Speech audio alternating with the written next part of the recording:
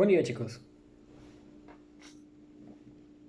Para que nosotros podamos preparar esta clase o para que podamos llevar esta clase, vamos a utilizar el PDF que les mandé con el título de Fungi, con el que estuvieron haciendo las tareas anteriores. Esto es, yo les voy a ir diciendo cómo vayan avanzando y así ustedes van a tener la imagen ahí. ¿Sale? Entonces, pónganle pausa y consigan el PDF para que lo vayan pasando. Aquí los espero. ¿Listos? Muy bien.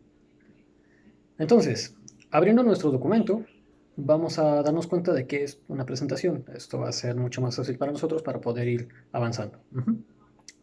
La primera parte, ustedes ya habían hecho más o menos la tarea. Un poquito no muy bien, a excepción de algunas personas. Pero bueno, vamos a trabajar en ello.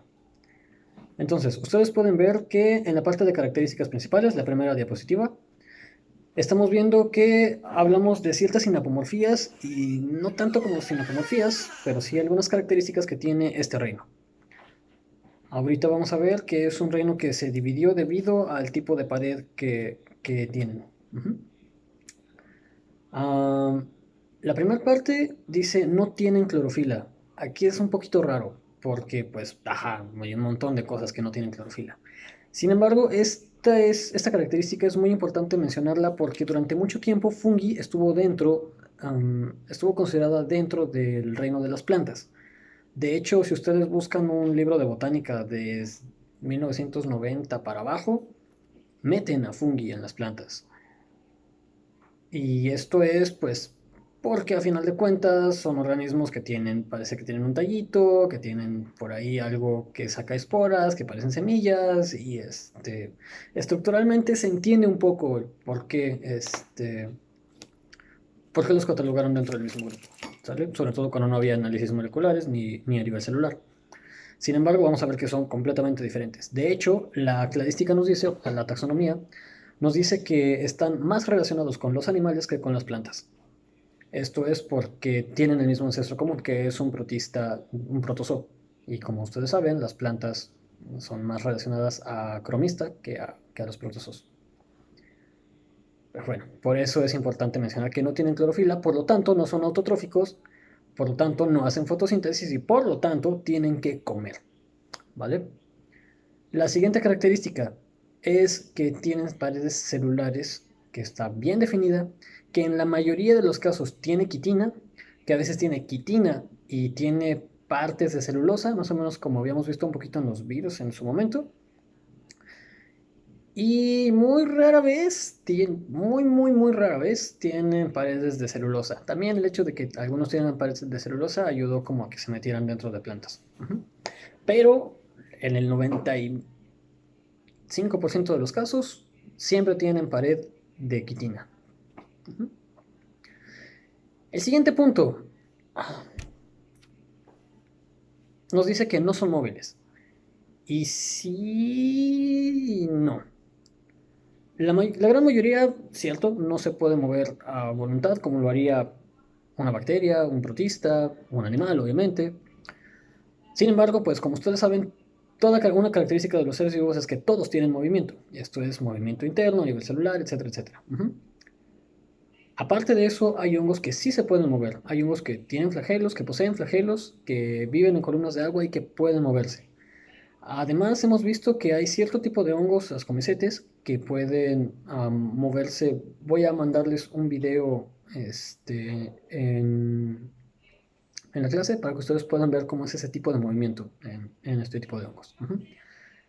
Sin embargo, también por generalidad, sí, la mayoría son sésiles. Ojo, no inmóviles, sésiles. Sésil es que presenta únicamente movimiento interno, pero que no puede desplazarse a su gusto. ¿Vale? La siguiente característica nos dice que por lo general son filamentosos y son o multicelulares o unicelulares. Y ustedes me dirán, ajá, ¿y ahí cuál falta? Bueno, faltan los pluricelulares. ¿Esto qué significa? Que los hongos no tienen diferenciación celular, tienen el mismo tejido en todas partes. algunos con un poquito de diferencia, sobre todo cuando vemos cuerpos fructíferos, pero a fin de cuentas a nivel celular sigue siendo el mismo tipo de células. Este tipo de células nosotros los vamos a conocer como hifas, H-I-F-A-S, hifas. Es básicamente la forma en la que nosotros llamamos a una célula fúngica. Y estas hifas, ahorita los vamos a ver, son como unos tubitos bastante alargados y que tienen obviamente ahí el núcleo, porque ya estamos hablando de células eucariontes, que, que justamente tienen la característica de que son esos tubitos se unen a otro tubito y se unen a otro tubito y entonces se vuelve como un filamento. O más o menos como las bacterias cuando veíamos que se ponían en líneas, más o menos así. A mí me gusta pensar más como en telarañas. Pero bueno, lo que a ustedes les funcione, el chiste es que son filamentosos. ¿Sí? Pueden estar en forma colonial, en forma gregaria, gregaria simple, o pueden estar como un ente individual. Estos entes individuales unicelulares pasan normalmente en levaduras. Las levaduras son ascomicetes, ahorita vamos a ver cuáles son las ascomicetes, que son un solo ente, una sola célula que puede tener toda la reproducción. Muy bien. A partir de cierto punto cladístico, esto es ascomicetes y basidiomicetes, empiezan a ser multinucleados. Esto es muy interesante porque esto les permite tener un tipo de reproducción único entre ellos. ¿Qué es multinucleado? Como su nombre lo dice, es que pueden tener más de un núcleo dentro de una sola célula. Pasa que nosotros podemos pensar en esto como una hifa, en donde tenemos aquí un núcleo. Y entonces podemos pensar que cada una de estas es una IFA, IFA 1, IFA 2, IFA 3, y entonces cada una de estas tiene un núcleo. Pues entonces las IFAs pueden hacer un puente y este puente le permite al hongo pasar sus núcleos de una célula a otra. Esto les va a ayudar mucho al momento de la reproducción. ¿Cómo es esto? Este tipo de puentes que puede estar a nivel transversal o a nivel longitudinal, le conocemos como septos. Entonces lo que va a pasar es que este hongo de aquí, que tiene una información genética A, ¿se acuerdan de genética? Piensen que este tiene ojos azules y este tiene ojos verdes. Entonces lo que va a pasar es que te voy a pasar mi núcleo, sobre todo si yo sé que ya estoy un poco viejo, y entonces los núcleos aquí se van a fecundar, se van a mezclar, esa información genética va a recombinarse. Y entonces, cuando haga mitosis, ya no va a ser una mitosis de esta célula original, va a ser una mitosis de una combinación de estos dos núcleos. Esto permite que la recombinación genética sea mucho mayor, mucho mejor. Aquí ni siquiera tienes que estar pensando en buscar una pareja, ya la tienes aquí al lado. Y ni siquiera tienes que estar pensando en hacer todo un sistema para la reproducción, como diferentes sexos o diferentes órganos o demás, porque lo único que vas a hacer es pasar el núcleo de un lado a otro. Y entonces dentro de una sola célula vas a tener un montón de recombinación genética que después la vas a poder pasar a otras. Luego, como ustedes saben, nosotros tenemos ciertas mutaciones en cada una de nuestras células. Incluso si esto es parte de un solo hongo, o sea, esta es una de mis células, esta es otra de mis células, esta es otra de mis células, esas pequeñas diferencias genéticas entre células también se pueden reprogramar, mutar y cambiar al momento de hacer este tipo de reproducción. Es una estrategia muy interesante dentro de los hongos para poder tener toda esta variabilidad genética. Ahí el beneficio de ser multinucleados. Hablando de reproducción, pues justamente esto va a ser a través de esporas.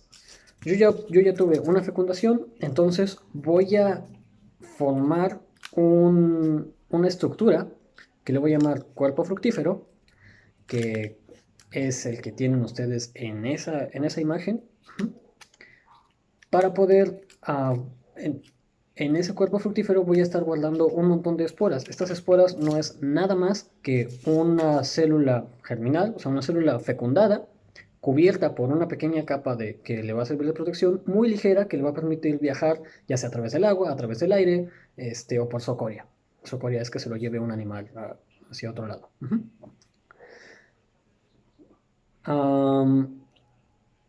Y seguramente ustedes ahorita se han de estar preguntando, ¿cuál cuerpo fructífero? Yo solamente veo ahí un hongo fosforescente. Pues ese, chicos, es el cuerpo fructífero. Esa es la estructura reproductiva de un hongo. Nosotros no conocemos, bueno, sí los conocemos, pero nosotros no, cuando pensamos en un hongo, no, y nos viene a la mente ese pequeño champiñón, esa bolita roja que le sirve a Mario para crecer, ah, incluso es esa cosa alargada con un gran sombrero que permite a la gente drogarse.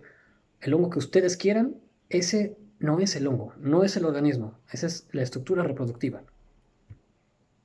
Es muy más parecido a un fruto, es más parecido a una flor que a un ser. El hongo, el verdadero hongo, es una, como les digo, una telita, una telaraña blanca, la mayoría de las veces, que se encuentra dentro del sustrato, ya sea en el agua o en la tierra. No hay hongos aéreos. Bueno, sí, pero más bien son esporas, no los hongos como tal. Y es, les digo, como una telaraña que se expande y se expande y se expande, que parecieran las raíces de algo. Pero de nuevo, ese es el ser real. Ese es el ser que va a estar reproduciéndose, que va a estar recombinándose, que va a estar alimentándose y demás. Lo que nosotros vemos, lo que ustedes tienen en la imagen, ese palito con un sombrero, ese es el cuerpo fructífero. Ahí se va a reproducir únicamente. ¿Vale? Y por último, vamos a encontrar una diversidad bastante grande en cuanto a la morfología que tienen sus cuerpos fructíferos, sus estructuras reproductivas. ¿Hay diferencias morfológicas en el hongo real? No, porque pues a final de cuentas es únicamente este micelio, este conjunto de hifas que va a ser como una telaraña, ¿vale? Y aquí viene otro término, micelio, M-I-C-E-L-I-O. El micelio es este cuerpo real, este hongo real, que va a estar hecho por muchas hifas, que es como una telaraña blanca, ¿va? Vamos a cambiar de diapositiva, en donde dice evolución fúngica. Como ustedes pueden ver, ahí tenemos un cladograma. Creo que hasta acá estoy escuchando sus quejas. Pero bueno, ¿qué nos dice este cladograma?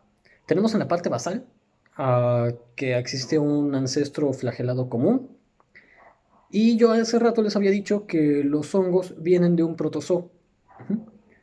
Si vienen de un protozoo flagelado, entonces, ¿a qué grupo me estoy refiriendo? Primera tarea. ¿Sale? Entonces, teníamos a este protozoo flagelado, que no era fotosintético, y tuvo una mutación que le permitió tener esta pared de quitina. A partir de aquí ya empezó a considerarse como hongos. Y entonces los primeros hongos que tuvimos, o que tenemos, son unicelulares o multicelulares y son flagelados, o sea, tienen flagelos. Es muy interesante ese tipo de hongos. La mayoría están dentro del agua, dentro de aguas dulces, y los conocemos como Chytridiomycetes.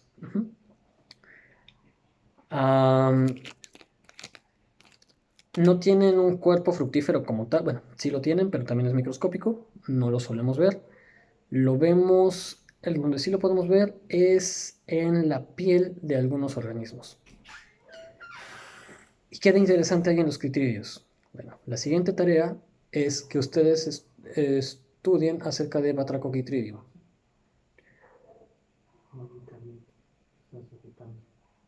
La primera tarea es que ustedes hagan algo acerca de Batrachochytridium. ¿Qué es eso? Van a buscar en la red ah, quitridiomicetes, espacio, anfibios. Se van a dar cuenta que hay una enfermedad muy grave que fue que no nos afecta a nosotros, únicamente afecta a anfibios, o sea, ranas, sapos, salamandras, ajolotes, cecilias y algunos otros. Este es un hongo que empieza a parasitar la piel de las ranas, bueno, de los anfibios, y como quizás algunos de ustedes sepan, todos los anfibios respiran a través de la piel. Esta respiración se ve mermada porque están afectando la piel, es una afectación de la piel en la rana. Y entonces eso termina por ahogar a las ranas, a los anfibios. Esta enfermedad estaba, digamos, controlada naturalmente porque solamente estaba en cuerpos de agua dulce, en ciertas poblaciones, ya había existido acá una pelea para que, pues obviamente las ranas más fuertes sobrevivieran y demás. ¿Qué pasó? Dos cosas. La primera es que empezó a aumentar la temperatura del mundo. Esto hizo que el hongo se sintiera más a gusto porque otra característica de los hongos es que a ellos les gustan mucho los lugares muy húmedos y muy cálidos. Encontramos en los lugares más templados y demás, pero por lo general prefieren los lugares húmedos y cálidos. Sube la temperatura y eso hace que ellos puedan vivir en otros lugares. Ah, y después resulta que algunos científicos empezaron a ver este aumento en la tasa de mortalidad en los anfibios y dijeron, oye, ¿sabes qué? Vamos a ver qué está pasando con estas ranas, vamos a tomar muestras y demás. Y algunos hicieron prácticas más o menos como las que hacen ustedes en laboratorio, o sea, con nada de bioseguridad. Se metieron con ropa inadecuada a los cuerpos de agua, muestrearon sin desinfectarse antes ni después, iban de un punto de muestreo a otro punto de muestreo y se volvían a meter con la misma ropa. Y entonces, antes de que descubrieran que era cuestión de un quitridiomicetes, ah, llevaron estos hongos a otros cuerpos de agua, otros cuerpos en donde los anfibios no estaban acostumbrados a estos hongos, donde los anfibios no tenían defensas para estos hongos. Y entonces fueron esparciendo la enfermedad y esparciéndola y esparciéndola por todo el mundo. Y justamente la esparcieron a un nivel injusto para las ranas. Esto ha ocasionado una extinción masiva de anfibios de unos pocos años para acá. Ahí hay una importancia bastante grande. Quiero que investiguen más o menos este caso, que me digan qué pueden analizar sobre eso. Hay un montón de noticias al respecto. Entonces, véanlo, háganme un pequeño ensayo un pequeño resumen del artículo que hayan visto y ya, ¿va? Ok, entonces, quitridiomicetes, hongos, flagelados, acuáticos, parásitos de ranas. Después hubo otra mutación y entonces se dieron cuenta de que en realidad no necesitaban moverse tanto, que podían estar bien todavía en cuerpos de agua, ya empezaron a colonizar la Tierra, siguen siendo unicelulares, microscópicos o multicelulares a nivel básico, ah, pero ya no tenían flagelos, ya no se movían. Y entonces vienen los cigomicetes.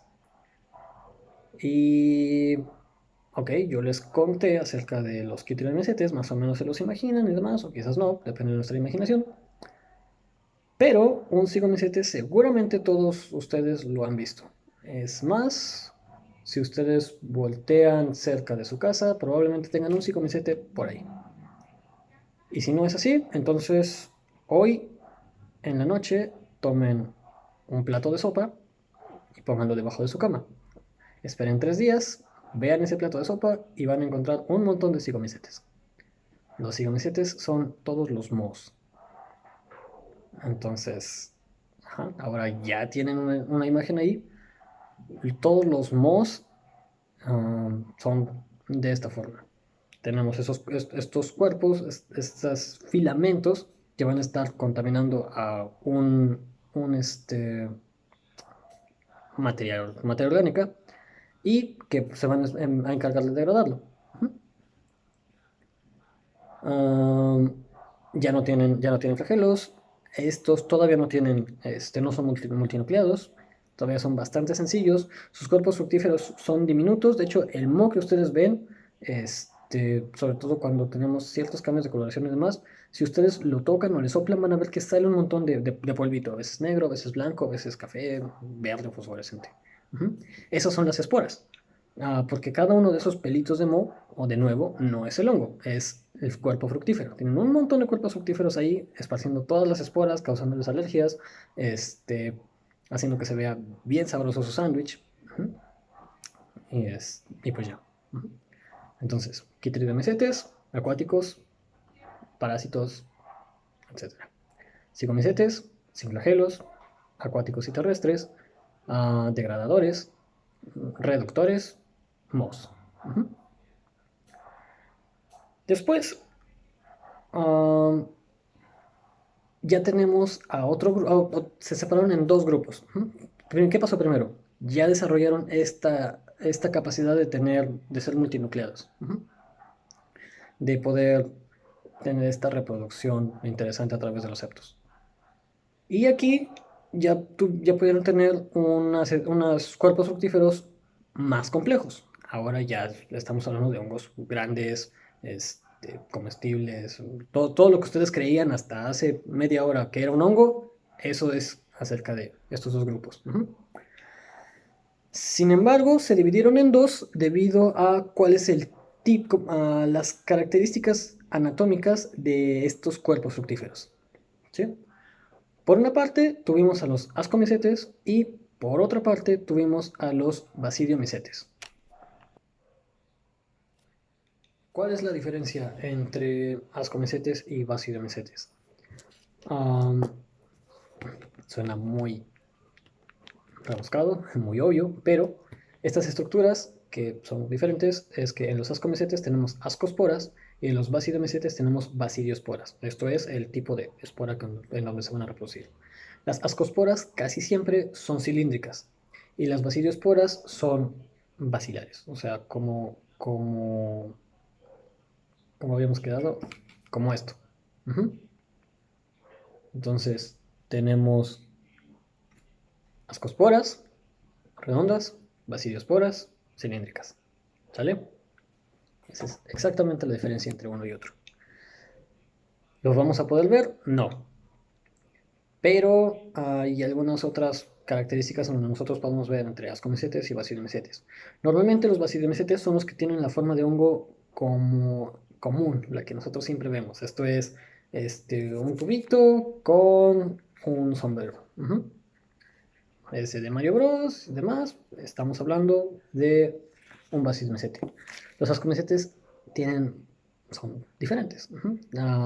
Algunos son como un coral, o sea, como si fueran deditos hacia arriba. Algunos son como si fuera una colmena de abejas, bueno, como un panal de abejas. Esto es un montón como una pasa con un montón de agujeros por dentro. Pueden buscar en Google Morchella, Morchella. Incluso Helvela, que también es un asco. Son hongos muy ricos, esos, pero son los comicetes. Entonces pueden ver más o menos que hay un montón de variedades. Pero eso lo dejamos un poquito para su tarea.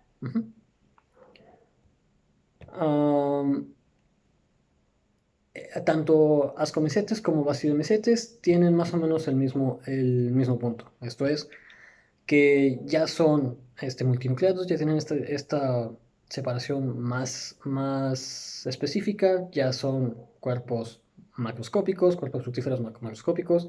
Les digo, normalmente tienen unos pocos centímetros. Hay hongos bastante grandes, de unos 20 centímetros, 30 centímetros, 50 centímetros, son cosas bastante grandes. Y aquí, en este grupo, justamente como son los más grandes, es donde tenemos importancias benéficas mejores. Eso ahorita lo vamos a ver, ¿vale? Entonces, repasando, quitridiomicetes, con flagelos, acuáticos, parásitos. Cigomicetes, mohos, sin flagelos, ah, este, y degradadores o reductores. Ascomicetes y basilomicetes, macroscópicos, el cuerpo fructífero, más grandes, con ascosporas redondas o basilosporas basilares. Muy bien. En la siguiente diapositiva, ahí tenemos alguna medio imagen de los cuerpos fructíferos de los ascomicetes y los basilomicetes. Ven como el basidomicete es como el hongo normal, el que todos conocemos, y el ascomicete es un poquito más raro. Les digo, no todos los ascomicetes son así como tenemos en esta imagen, pero algunos sí.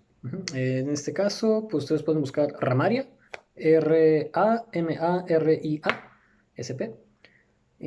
Van a encontrar un tipo de hongos que también son comestibles, son bastante ricos, y son otro tipo de ascomicetes con esa forma, ¿vale? Pasamos de diapositiva. En la que sigue nosotros vamos a tener una imagen de unas hifas. Como les comentaba hace rato, tenemos un montón de células que están unidas a través de septos que pueden estar traspasando núcleos y demás. No vamos a enfocarnos mucho a nivel celular en cómo es una célula fúngica, porque es muy similar a otras células que ya hemos visto, ¿sí? Como ustedes pueden ver, lo único diferente que tenemos es el septo. Y esto diferente en realidad no lo es tanto porque pues hay algas y otro tipo de tejidos en animales y demás que tienen este tipo de uniones, aunque no sirvan para lo mismo, ¿vale? Lo que me importa aquí es que ustedes sepan que puede tener uno o más núcleos, que si yo les pongo una imagen, un dibujo, y ven que hay dos núcleos en una sola célula, muy probablemente estamos hablando de una célula fúngica. La otra diferencia es esta ramificación que ustedes pueden ver, esto que es como una tela, como unos tubos. El que estén estas células alargadas también me está diciendo, estas células alargadas, también me está diciendo que estamos hablando de una célula fúngica, ¿vale? Pasamos de diapositiva. Y aquí tenemos una estructura macroscópica de un hongo. Este obviamente es un basidiomicete. En las comicetes pasa más o menos lo mismo, pero como les digo, sus formas son más bizarras, entonces por ahí hay un poquito más de complicaciones. Como la mayoría de los hongos que nosotros vamos a ver son basidiomycetes, o los que nos vamos a encontrar generalmente en nuestra vida, es más importante que tengan entendido como esta parte de cuáles son las estructuras de un hongo basidiomycete, ¿vale? De nuevo, recuerden, esto de aquí, esto que ustedes están viendo, no es el hongo, no es el ser, es el cuerpo fructífero. El ser es el de la diapositiva anterior, esos tubitos, ¿sale? El cuerpo fructífero, que es el que nosotros vamos a ver macroscópicamente, es este de acá, ¿va? Entonces, de arriba para abajo. Lo primero que tenemos es un sombrero, o píleo, P-I-L-E-O. De hecho, píleo es el término correcto. Ajá. Este va a servir como protección para las esporas. Va a ser lo primero que salga de la tierra al momento de ir eclosionando. Y va a ser, digamos, la parte más notoria del hongo. A veces, no en todos los hongos, pero a veces encontramos escamas. Estas escamas es unos restos de la piel que cubría el píleo antes de que éste eclosionara. Y a veces esas escamas nos sirven para identificar entre especies de hongos. De manera que si no tiene escamas, podemos estar hablando de un agarical. Si tiene escamas blancas, estamos hablando de una manita, quizás virosa. Si tiene escamas amarillas, probablemente estamos hablando de una amanita muscaria, etcétera, etcétera, ¿sí? Entonces, digo, no nos aprendamos esto ahorita, solamente piensen que las escamas son como restos de piel que se encuentran sobre el píleo, que nos va a ayudar únicamente para identificar al hongo, ¿sí? Son como el cabello, ¿sí? No tiene un uso, bueno, aparte de cubrir del calor y demás, pero en caso de los hongos no tiene una función como tal. ¿Qué más tenemos? Donde dice lamels, es láminas. Es, toda esta parte del hongo, el que nosotros podemos ver si volteamos el sombrero, a esto lo conocemos como el menio. Y justamente puede tener láminas o puede tener puntos. Eso también depende de la especie que estamos hablando. ¿Qué van a hacer estos? Van a ser pequeños peines o pequeños tubos o pequeños láminas que van a guardar a las esporas. De hecho, si ustedes, de nuevo, hoy vayan al súper, tomen un champiñón, peguen el sombrero, el pilio a su mano, hagan esto, lo sacan y si el hongo está maduro van a ver cómo les queda la huella de todas esas esporas.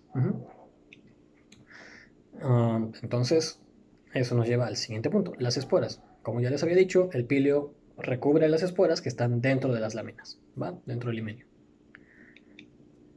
Lo siguiente es el pedúnculo o tallo o pie. El término correcto es estípite. Estipite. Que este palito, este tubito, únicamente le sirve al hongo para poder ah, levantar el píleo, entre especies lo más alto que lo pueden levantar sin ser vistos para no ser comidos y demás. Es mejor porque eso va a permitir que las esporas puedan viajar por el aire mejor. Ah, entre el sí, entre el estípite tenemos una cubierta que conocemos como anillo, que de nuevo algunos hongos lo tienen y algunos no. Este anillo lo único que hacía era recubrir originalmente al limenio, a las láminas, para que estas no liberaran las esporas antes de tiempo. Después se suelta y queda así como este anillo. Entonces el anillo originalmente servía para recubrir a las esporas para que no se perdieran y conforme el hongo crece se cae, se destapa y permite liberar las esporas.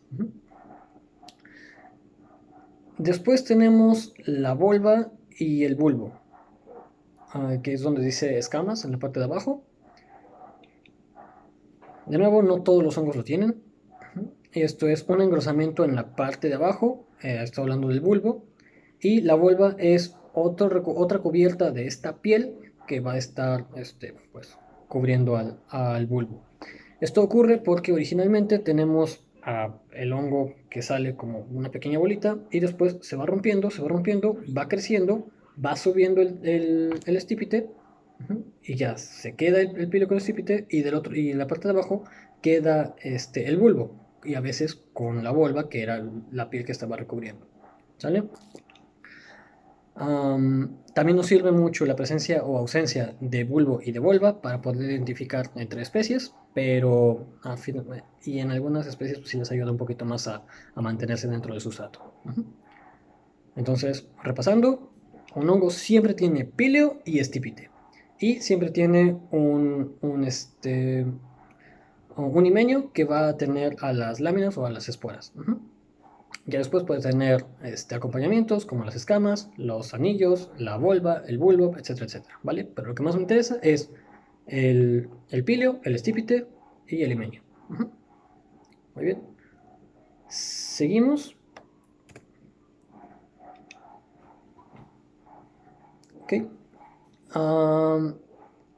Su reproducción. Ya más o menos estuvimos hablando de esto. De hecho, aquí también nos sirve para que veamos este repaso de lo que les estaba platicando acerca de la morfología. Ajá. Pero, lo tenemos así. Vamos a empezar con una espora saliendo de un hongo. Esta espora se va a ir a través del viento, va a caer en el agua, se lo va a llevar un animal, una planta, lo que sea. Y va a llegar a otro sustrato. Cuando esta espora llega al sustrato, entonces las hifas empiezan a salir. Esto ya es el cuerpo original. Cuando sale, pues obviamente le llamamos eclosión o germinación. Lo ideal es que le llamemos eclosión porque solemos pedir hablar de germinación únicamente en plantas, pero son células germinales, entonces germinar es correcto, ¿vale? Ah, una vez que germinan o que eclosionan, entonces esas hifas empiezan a crecer y a crecer y a crecer, y todas esas hifas crecidas, ya su conjunto, lo vamos a llamar como micelio. Ujú. Este micelio se va a empezar a alimentar, va a empezar a tener este tipo de reproducción asexual a través de los septos, va a empezar a mover los núcleos para estar reproduciéndose y demás, y va a tener todo el metabolismo general de un hongo. Hasta que llega el punto en el que se da cuenta que las condiciones del ambiente son bastante buenas. O que se topa con una célula diferente y entonces tiene una fecundación ah, que valga la pena que se formen esporas. Entonces, digamos que por alguna razón se da cuenta de que tiene por ahí un núcleo que está bastante interesante, que tiene una carga genética buena, y entonces empieza a formar una capa de tejido que eventualmente se va a convertir en un cuerpo fructífero. A esta capa de tejido nosotros le conocemos como primordio. Y entonces, como pueden ver en la imagen, es lo que les decía, es como una pequeña bolita que va a ir creciendo, creciendo, creciendo, y entonces a partir de ahí va a empezar a salir este cuerpo fructífero, ¿sí? Esto ocurre muy rápido, ¿eh? En una noche ya tenemos de un primordio a un cuerpo fructífero totalmente formado, ¿sí? Entonces, pues en una noche pasamos de un primordio, que es algo inicial, a un cuerpo fructífero joven, a un adulto. Como ustedes pueden ver, justamente se va a ir abriendo. Si se dan cuenta, ahí en donde dice velo universal, podemos ver cómo ese hongo se quedó con esas escamas, que no es más que restos del primordio, de piel del primordio, que lo guardaron en algún momento. Ajá. Después, cuando vemos el cuerpo fructífero joven, podemos ver que se desprende el anillo del himenio, esto permitiendo que las esporas puedan soltarse. Y después, ya cuando tenemos al cuerpo fructífero adulto, pues ya lo tenemos completamente bien formado, este, y ya listo para poder liberar las esporas y volver a reiniciar el ciclo. ¿Vale? ¿Seguimos? Muy bien. Ahora sí, vamos a la importancia. Estamos hablando de un reino que no es, que siempre ha estado en nuestras vidas, pero que siempre ha estado como a la par de otros reinos. O sea, siempre los hemos manejado como parte de las plantas, parte de un vegetal, incluso hablando de dietas, es como de, ah, ¿sabes qué? Me voy a hacer vegano, lo que sea, y entonces yo únicamente voy a comer plantas, así que traemos unos champiñones. Cuando estamos hablando de un reino completamente diferente a las plantas, ¿no? Pero a pesar de que no los tomamos como con la importancia que se debe, a nivel taxonómico, a nivel nicho ecológico, a nivel importancia para el humano y demás, la verdad es que sí. Siempre los hemos visto ahí, siempre, y hemos tenido así como la idea de su importancia desde siempre. Entonces, vamos a hablar primero de los gilófagos. Esta es una importancia muy grande, es a nivel nicho ecológico, porque solo algunos hongos, y ojo, no todos los hongos, solo algunos hongos, que son los gilófagos, van a ser capaces de degradar un compuesto de la madera que se llama lignina. La lignina es un macro, um, un macronutrimento que que le otorga la dureza a la madera.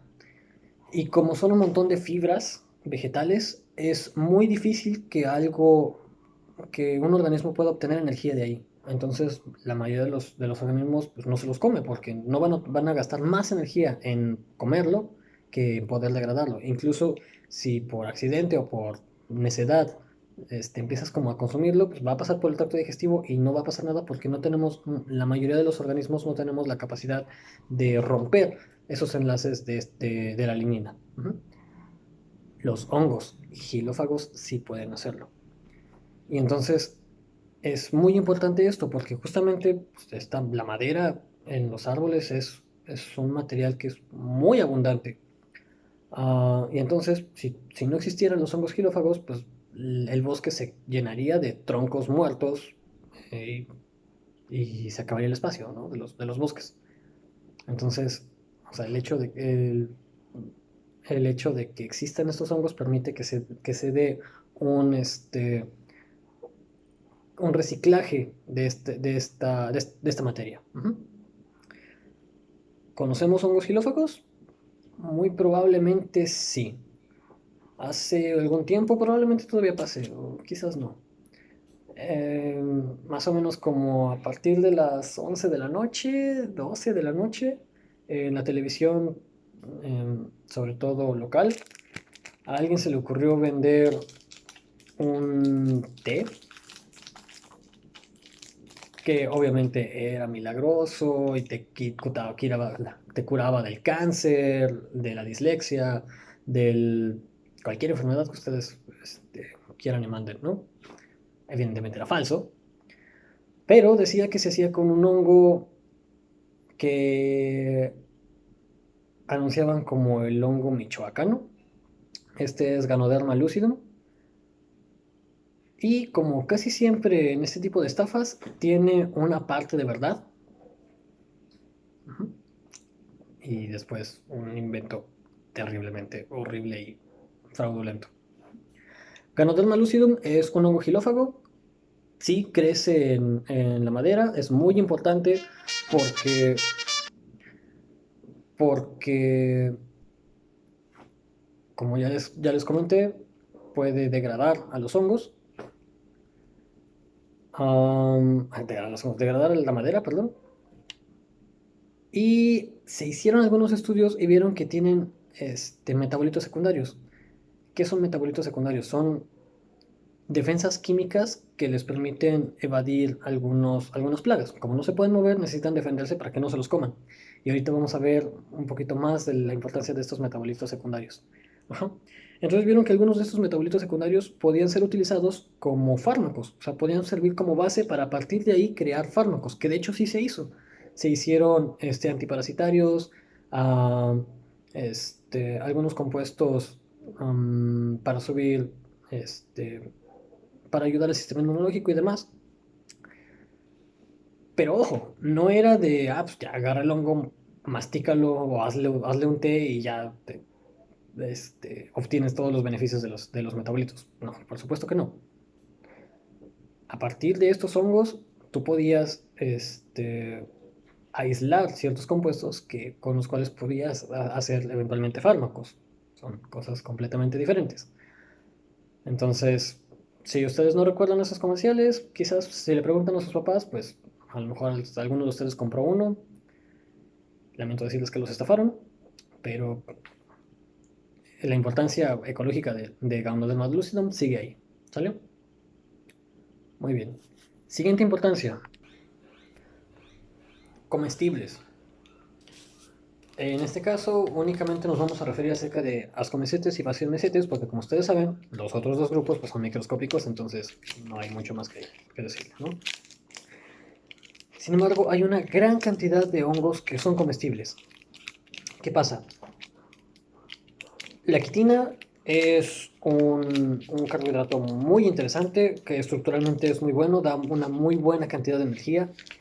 Y además las proteínas de los hongos am, estructuralmente son muy completas. Poseen los 20 aminoácidos esenciales a nivel nutricional. Muchos, de hecho, cuando por alguna razón ya no se puede consumir carne, se pide que se complemente la dieta con hongos, porque sustituyendo la carne con los hongos, se obtienen estos aminoácidos que son completamente esenciales pues, que se encuentran en la carne. Quizás no son tan disponibles como en la carne, pero o sea, son mucho mejor que las proteínas vegetales, ¿no? Entonces, lo mismo, parte de lo que salva a algunos veganos de no morir por malnutrición eventualmente es el consumo de hongos, ¿sí? Si ustedes deciden llevar una dieta vegetariana o vegana o demás, métanle hongos. O sea, con eso complementan su dieta bien. Ah, digo, obviamente nada sustituye nutricionalmente a la carne por todos los beneficios que conlleva, pero los hongos se acercan mucho a ello. Y les digo, cuando tenemos ciertos problemas metabólicos, problemas a nivel ácido úrico, a nivel metabólico, a nivel metabólico a nivel, perdón, tipo, ah, este, niveles de triglicéridos altos y demás, sí es recomendable bajarle las carnes, sustituir al menos este, 4 de cada 5 comidas, sustituir la carne por los hongos y es excelente. Profe, pero me chocan los champiñones. Y sí, nosotros creemos que únicamente existen dos hongos comestibles, que son los champiñones y las setas, pero no es así. Tenemos un montón de hongos comestibles muy deliciosos. Las trufas son un manjar que solamente unos pocos pueden comer porque son cosas carísimas. Tenemos morquelas, elvelas, ramarias, trompas, am, clavularias, am, pleurotus, mm, mm, mm, boletus, este, sanguinarias. Hay para aventar hacia arriba. En 2011, más o menos, se publicó un libro en el Estado de México de una doctora de la Universidad Autónoma del Estado de México, acerca de los hongos comestibles del Estado de México. Cuando nos volvamos a ver, si nos volvemos a ver, voy a llevarles ese libro de todos los hongos comestibles. Hay una cantidad tremenda. Ella describió cerca de 200 especies de hongos comestibles para ese año. Ahorita creo que ya están al triple de eso. Únicamente en el Estado de México. O sea, estamos hablando de 200 especies de hongos que son comestibles. Entonces es una cantidad enorme. Y cada uno de esos hongos tiene un sabor diferente, ¿sí? O sea, es como si estuvieran comiendo frutas. No puedes comparar el sabor de una manzana con una naranja, con una guayaba. Lo mismo, no puedes comparar el sabor de una alvela con una morquela, con una trompa de cochino, con un bolitus, con una garical. Son cosas completamente diferentes, ¿sí? Bueno, siguiente punto, son tóxicos. Ya habíamos hablado un poquito acerca de los metabolitos secundarios, que como les digo, son defensas químicas para que no se los coman. A veces estos metabolitos no funcionan y entonces nosotros podemos comernos ciertos hongos, pero a veces sí. Y entonces estos metabolitos secundarios empiezan a afectar a nuestro sistema digestivo, a nuestro sistema nervioso, a nuestro sistema cardiovascular. Y entonces esta toxicidad puede causarnos un daño neurológico, para ocasionarnos un paro respiratorio, una muerte cerebral. Puede ocasionarnos un vómitos violentos porque está afectando al sistema digestivo, ah, diarreas terribles, paros cardíacos, hematomas, ¿cómo se llama? Hemorragias internas, un montón de síntomas de envenenamiento por hongos que son terribles. Existe, seguramente si lo estuviera aquí enfrente, ahorita ustedes estarían levantando la mano, ojalá, y me estarían diciendo, profe, pero es que mi abuelita dice que si tú le pones una moneda de cobre a los hongos, entonces ahí, y se pinta, entonces eso significa que son venenosos. No. Cierto, el cobre reacciona con algunos de los metabolitos secundarios de los hongos, sí, pero no solo con los metabolitos tóxicos, y a veces reacciona con otros metabolitos y no reacciona a los tóxicos. Entonces, ¿qué puede pasar? Esa prueba de la moneda puede salir positiva, o sea, puede pintar el hongo siendo completamente comestible, o puede no pintar el hongo y que estemos hablando de un hongo venenoso. ¿Por qué? Porque tienen diferentes metabolitos secundarios que pueden o no tener reacción al cobre. Entonces, esa prueba de la moneda no es válida. Además no sé si todavía hay monedas de cobre, pero en fin. Ujú. La única forma de poder saber si un hongo es venenoso o no es de manera empírica. Ujú. Aquí no, en Yucatán sí hay ciertos hongos, pero no es muy común encontrarlos como a nivel, vamos a, a honguear, se les dice, a colectar hongos y a ver cuáles son comestibles y demás. Eso se está perdiendo, tristemente.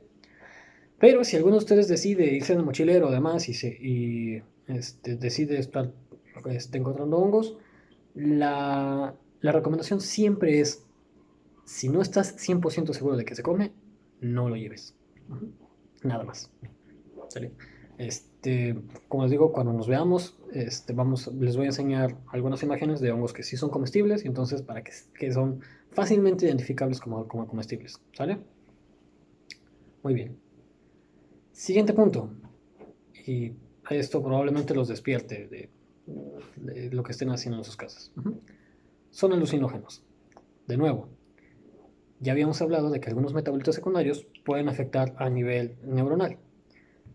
Pasa que a veces, con ciertas dosis o en ciertas cantidades, estos metabolitos secundarios no nos maten como tal, sino que únicamente tengan un efecto a nivel neuronal, sí, pero narcótico. Ujú.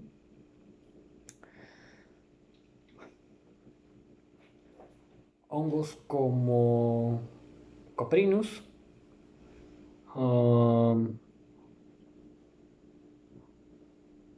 por ahí debe haber algunos otros, bueno, algunas partes de amanitas, tienen este nivel alucinógeno. No les voy a decir que no se droguen con hongos, porque está por demás, digo, no deberían drogarse con nada. Y no los quiero asustar con ese punto de que se van a morir o lo que sea, pero es como cualquier otra droga. Ujú. Estamos hablando de un veneno, de algo que está afectándote a nivel neuronal y que justamente es alucinógeno solo hasta cierto punto. O sea, cierta cantidad de veneno te causa este efecto narcótico, un poquito más causa otro tipo de daños cerebrales, que a veces se quedan en comas o se pueden quedar en daño neurológico permanente, o ese sufrimiento se pasa con la muerte y ya. Ujú. Entonces, um, les digo, no es una clase como de moralidad, además, o sea, estos hongos con estos efectos y demás están ahí. Um, no sé qué tan fácil sea conseguirlos, no leí, que lo supiera no se los iba a decir, pero sí es peligroso. O sea, está como por demás mencionar ese punto, ¿sale? Siguiente, parásitos. Ah, y bueno, aquí vamos a meter estas dos para irnos más rápido. Parásitos y patógenos. ¿Por qué? Este, hablamos de parásitos cuando, como vimos en la parte de protistas, o sea, algunos que pueden estar afectando a ciertos grupos. Ya estuvimos hablando de un parásito hace rato, que son los quitridios, que están parasitando a ranas. Ujú. Estos lo único que van a hacer son unos ectoparásitos, se van a pegar en la piel, a partir de ahí van a utilizar a la rana como organismo zoocórico que va a estar llevándolos de un lugar a otro para poder esparcir las esporas y ya. Y el hongo, como se alimenta de materia orgánica, pues, y la piel resulta ser materia orgánica, pues entonces va a empezar a afectar a la rana, afectarla hasta que eventualmente deje de respirar. Ajá, maestro, yo no tengo ranas, no me interesan las ranas, odio las ranas porque estuve besando un montón y nunca encontré un príncipe. Por mí que se mueran las ranas. Va. Hay hongos parásitos de humanos. Aquí tenemos algunas levaduras que pueden afectar directamente a todas nuestras mucosas. Y la más, digamos, importante, conocida, bueno, tenemos varias. Tiña, que es un tipo de afectación fúngica en la piel. en donde únicamente saca ciertos discos en la piel, que va a estar únicamente alimentándose de piel muerta. Puede causar ciertos malestares como irritación, rash, picazón, etcétera. Son cosas bastante sencillas. Um, este, algunos otros cigomicetes que afectan a lugares muy húmedos secos, el conocidísimo pie de atleta, que también puede terminar por afectar.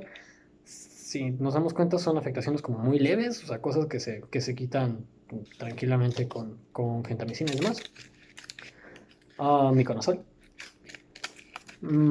Tenemos por ahí también algunos tipos de caspa, que por ahí también están afectando.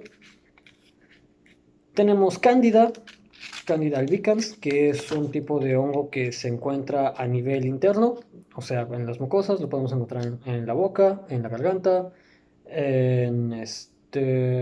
a nivel ocular, a nivel vaginal, a nivel anal. Y también hay cándida en fosas nasales. Se ha llegado a encontrar cándida. Esto es por transmisión directa. Esto es el contacto de una parte del cuerpo con otra parte del cuerpo que esté infectada. Afortunadamente, solamente es grave cuando el sistema inmunológico se ve comprometido. Y si el sistema inmunológico está comprometido, pues hay cosas un poquito más importantes de las que preocuparse, ¿no? Como, pues, ¿por qué está comprometido ese sistema inmunológico? Pero pasa, o sea, estamos hablando de que únicamente hay leucoplaquia, esto es lenguas muy blanquecinas, labios algodonosos, bueno, la parte interior de la boca algodonosa o de cualquier zona donde se encuentre la cándida. Am, un olor desagradable en cualquiera de las partes. Y como les digo, ya en casos graves, pues ya empieza a haber como ciertas afectaciones a nivel tejido, a nivel nutricional, etcétera, etcétera. ¿Sí? No hay, digamos, a nivel humanos, algo así como con protistas, o sea, uno que ya te mate así de plano. Son afectaciones un poquito más leves, pero tienen mayor tasa de efectividad. ¿Sale? O sea, va a ser mucho más probable que a lo largo de nuestra vida nos dé 100 veces pie de atleta a que nos dé malaria, ¿no? Pero pues ahí está, causa pues incomodidad a final de cuentas, o sea, es una afectación a la salud, y es importante conocerlo, ¿sale? Los tratamientos son muy sencillos, como les digo, un miconazol es bastante simple, agentes quelantes, hay cositas por ahí. Um, Antes de irme con el de micorrizas, ya que estamos hablando de parásitos y patógenos, bueno, vamos a darle la vuelta. Antibióticos. De nuevo, estos metabolitos secundarios, esta guerra química para poder combatir estas cosas que me quieren comer y entonces empiezo a hacerle daño a otros y demás. Pues justamente, podemos utilizar esas armas a nuestro favor. Así como se quiso hacer con Ganoderma, con este hongo michoacano, se ha podido hacer con otro tipo de hongos. ¿Sí? Un cigomicete, penicillium, resulta que, pues sí, es un moho que está creciendo en materia orgánica en descomposición, y esa materia orgánica en descomposición atrae a otros organismos que también les gusta comer ese tipo de materia, que son las bacterias. Y entonces, Penicillium optó por generar metabolitos secundarios antibióticos, o sea, antibacterianos, que empezaran a atacar directamente a bacterias para que no fueran competencia.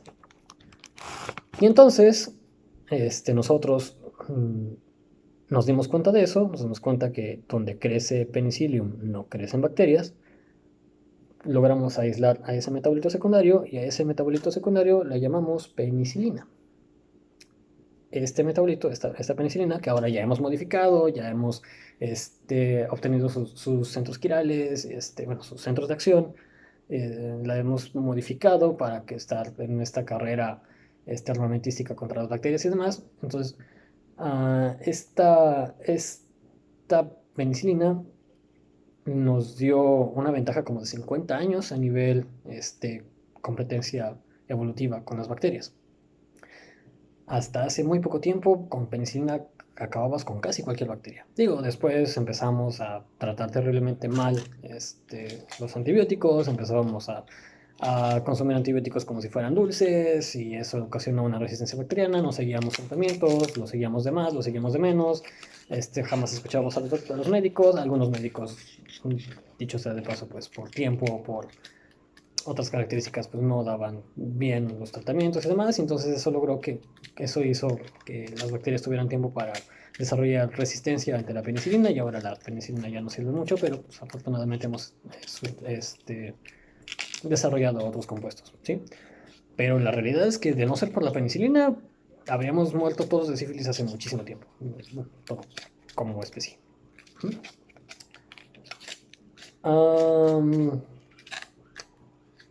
Siguiente punto, micorrizas. Las micorrizas son, digamos, mi parte favorita de los hongos. Es una asociación mutualista entre hongos y plantas. Esta asociación casi siempre se da entre ascomicetes con angiospermas, o sea, plantas con flor, o entre basidiomicetes y gimnospermas, o sea, plantas sin flor, coníferas. ¿Qué pasa? Ustedes habrán dado cuenta que el crecimiento de los hongos es muy rápido. O sea, si tú pones a germinar un frijol y pones a que salga un moho en tu pan, va a salir muchísimo más rápido, más fácil y con más velocidad el moho que la planta. ¿Esto qué significa? Que el hongo crece mucho más rápido, tiene una mayor tasa de crecimiento que las plantas. Y entonces puede abarcar un mayor espacio. Y entonces, eventualmente desarrollaron, estos hongos se dieron cuenta que estaban ahí las raíces y se dieron cuenta que en el suelo había un montón de cosas que ellos realmente no necesitaban. Pues encontraron fósforo, principalmente fósforo, potasio, un poquito de nitrógeno por ahí, y por ahí algunos oligoelementos mm, en el suelo. Entonces ellos, conforme iban este, creciendo bajo la tierra, buscando alimento, pues se encontraban con todas estas cosas que realmente no les servían, que podían moverlas, podían transportarlas de un lugar a otro, pero pues que realmente para su cuerpo pues no les ayudaba nada. Ellos estaban buscando glucosa, azúcar, que es como cualquier organismo heterótrofo, pues les va a ayudar a comer. Sin embargo, pues eran lugares bastante pobres y demás. Pero, ¿quién producía un montón de glucosa? Los autótrofos, las plantas. Sin embargo, las plantas sí necesitaban de esos microelementos, de esos elementos traza que los hongos encontraban, porque no podían conseguirlos con la velocidad con que lo hacían los hongos. Se lo estoy contando como si fueran entes con conciencia, pero ya saben que no es así, ¿no? Entonces, pues en algún momento la planta se dio cuenta de que el hongo podía moverlo y el hongo se dio cuenta de que a la planta le sobraba glucosa. Entonces dijeron, ¿sabes qué? ¿Por qué no hacemos una asociación? Yo me uno a ti, yo me puedo mover más rápido, yo te traigo estos minerales y tú me pasas un poco de tu glucosa. Y entonces llegaron a esta asociación mutualista. De nuevo, de no ser por estos hongos micorrízicos, no existirían bosques y selvas como los conocemos, porque las plantas, sobre todo árboles enormes, no tienen la capacidad de crecimiento para localizar ese tipo de nutrimentos, de micronutrientes que les sirven muchísimo a las plantas como fertilizante. Este tipo de asociaciones es tan efectiva que justamente se ha dado en muchas ocasiones entre especies diferentes. Hay hongos que pueden hacer micorrizas con muchas plantas. Hay hongos que solamente es una especie de hongo con una especie de planta, todo muy, muy específico para que puedan crecer. Entonces nosotros consideramos de repente a la polinización como la mejor relación simbiótica, pero la realidad es que las micorrizas no se quedan nada atrás y son responsables de la formación de bosques y de selvas, así, tal cual como los conocemos. ¿Vale? Último punto. Deben estar hartos en este momento. Pero bueno, degradadores. Ya estuvimos hablando un poquito de eso, ¿sí? Los quilófagos son degradadores. Pero todos los hongos tienen un tipo de nutrición, sí es heterótrofa, pero lo más específicamente son saprobios. ¿Esto qué significa? Que se alimentan de materia orgánica que esté ahí y que pueden degradar esta materia orgánica. De nuevo, tienen esos metabolitos secundarios que les sirven para como unas enzimas digestivas externas. Y entonces un montón de compuestos que son muy difíciles de digerir por su estructura molecular, los hongos pueden degradarla. Es por eso que lo primero que crece en tu pan es el moho, porque son capaces de degradar toda esa celulosa y demás cosas que tiene tu pan, que tiene la sopa, que tiene todo, crecen muy rápido, entonces permiten tener una reintegración de los nutrimentos al suelo y al sistema trófico, porque son muy rápidos en degradar las cosas. Son nuestras plantas de reciclaje por excelencia, ¿no? Entonces, esa es otra de las importancias más grandes. Si no fuera por los hongos, pues también no tendríamos cómo hacer, este, nos quedaríamos con hambre durante mucho tiempo. ¿Sale?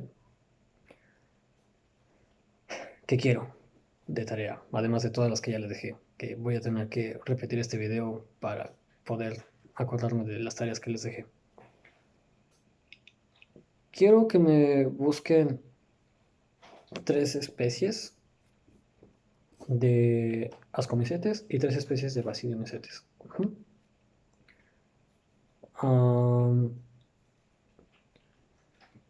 Van a tener 6 especies en total. ¿Cuál es el truco aquí? Ustedes me van a decir, como representante del basidiomycete, ya no lo pueden usar porque se los estoy diciendo. Tenemos a Amanita muscaria. Amanita muscaria es un hongo que es un basidiomycete que tiene el píleo rojo o naranja, que tiene siempre escamas blancas, amarillas o amarillas, dependiendo de la madurez del hongo, que tiene un estípite blanco, que tiene un anillo, que tiene láminas, que tiene volva y bulbo, y cuya tiene muchas importancias, pero que es micorrícica, específicamente de algunos um, coníferas, como, como abies y oyameles y demás. Y además es tóxica, causa algunos daños a nivel hemolítico y es alucinógena. Entonces también causa daños a nivel neurológico. Entonces aquí estamos hablando de 3 tipos de importancia, las que ya mencionamos aquí, únicamente con una especie. ¿Sale? Entonces eso es lo que ustedes van a hacer. Necesito que de esas 6 especies ustedes me digan cuáles son las características de esa especie, que me pongan su imagen y que me pongan su importancia, sus importancias. Como ya les dije ahorita con Amanita mencionamos tres importancias, ¿vale? Entonces, ubíquenlas dentro de estas. ¿Son gilófagos? ¿Son comestibles? ¿Son tóxicos? ¿Son alucinógenos? ¿Son patógenos? ¿Son micorrizas? ¿Se pueden obtener de ahí antibióticos? ¿O solamente son degradadores? ¿Sale? No quiero que me traigan 6 especies que son degradadoras, porque todas son degradadoras en algún punto. No quiero que me traigan 6 comestibles, o sea, varíenle. Que de esas 6 especies se cumple al menos una de cada una de estas importancias, ¿vale? Entonces, lo único que necesito que hagan. ¿Sí? Bueno, ¿por qué esta clase estuvo un poquito larga? Porque, como ustedes saben, el lunes hay 2 horas de clase. A los del B, pues, quizás solamente les toque una, pero pues ya, aquí medio traspasamos al martes y demás. De todos modos, le pueden poner pausa, ver a Yuya o algo así un rato y después se regresan conmigo, ¿no? Aquí está mucho más fácil. ¿Sale? Entonces, chicos, quedamos en eso. Ya saben, a partir de que se suba este video, tienen 24 horas para mandar sus tareas. Han estado, les digo, a nivel formato, incluso he visto formatos bastante interesantes. A nivel contenido, esfuércense un poquito, ¿sale? He visto que muchos no están poniendo otra vez el libro como fuente, están poniendo fuentes concepto.d, eso ya no estamos a ese nivel. Y entonces, ojo ahí, ¿sale? Bueno, cualquier cosa, aquí estamos. Saludos.